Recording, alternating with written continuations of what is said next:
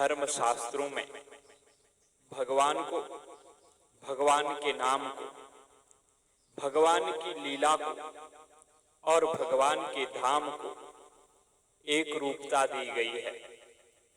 चाहे आप भगवान के श्री विग्रह का पूजन अर्चन करें, उनके स्वरूप का ध्यान करें, अथवा भगवान के नाम का सतत जप करें, सतत चिंतन करें, अथवा भगवान की लीलाओं का गुणानुवाद करें, गुणगान करें, उनका व्याख्यान करें, अथवा नाम की महिमा गाएं, या भगवान के धाम में निवास करें, अथवा भगवान के धाम की महिमा का व्याख्यान करें, उसकी महिमा का श्रवण करें, उसकी महिमा का चिंतन करें, धाम की महिमा का गान करें, तो इन सब का फल एक ही है।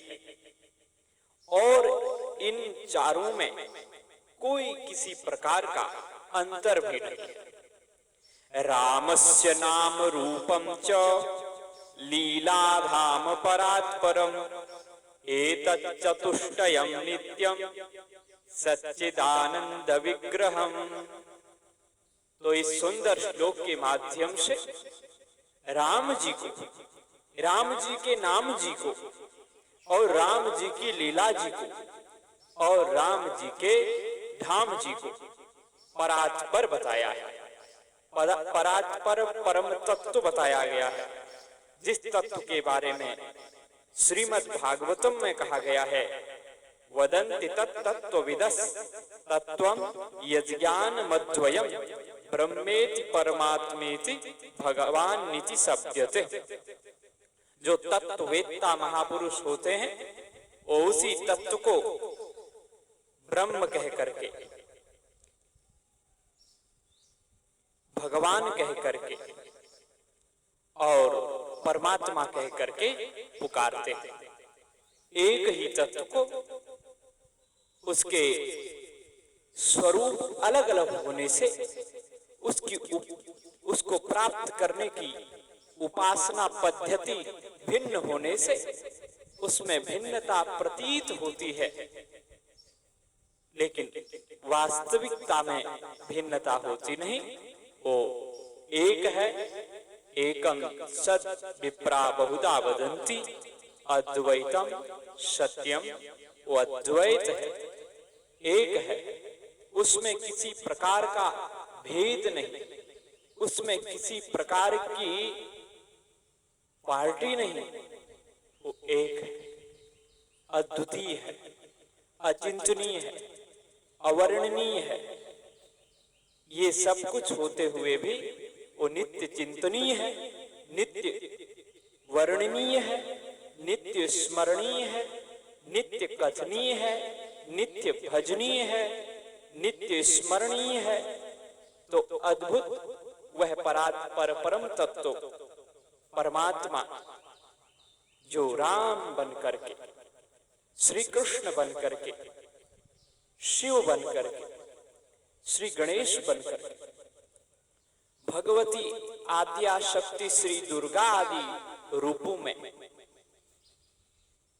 प्रकट होता रहता है और अपनी दिव्य अलौकिक नाम लीला धाम श्री विग्रह के माध्यम से अनंत अनंत जीवों का कल्याण करता रहता है।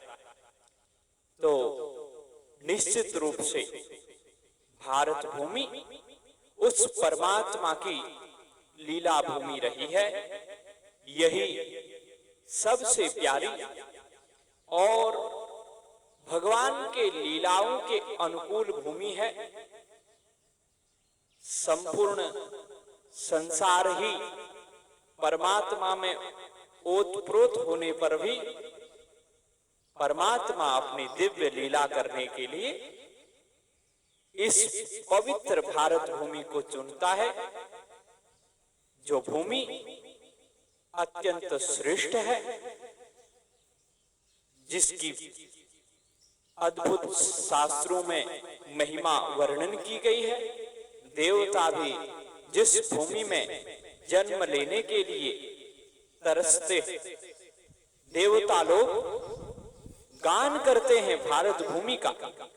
गायन्ति देवा किल गीत कानी, धन्यास्तुते भारत भूमि भागे, स्वर्गापवर्गास्पद मार्ग भूते, भवन्ति भूयः पुरुषः सुरत्वात्। श्री विष्णु पुराण में कहा गया है कि देवता लोग गान करते हैं। क्या गान करते हैं?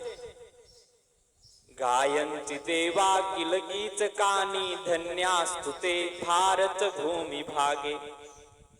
जो इस संपूर्ण वसुंधरा के भारत भूमि में समुत्पन्न जीव हैं वो धन्य है। ये भारत भूमि एक दिव्य ज्ञान की, विज्ञान की भूमि है। ये अनुभूति की भूमि है, ये संतों की भूमि है, ये ऋषियों की भूमि है। यहाँ प्रकृति के हर तत्व का सम्मान है, प्रकृति के हर तत्व को पूजा जाता है। इसलिए देवता इस कर्म भूमि की वंदना करते हैं। गायन्ति देवा किल गीत कानी, धन्यास्तुते भारत भूमि भागे। इस भारत भूमि में भी विशेष क्षेत्रों की और ज्यादा वंदना की गई। जैसे जिन जिन क्षेत्रों में भगवान का अवतरण हुआ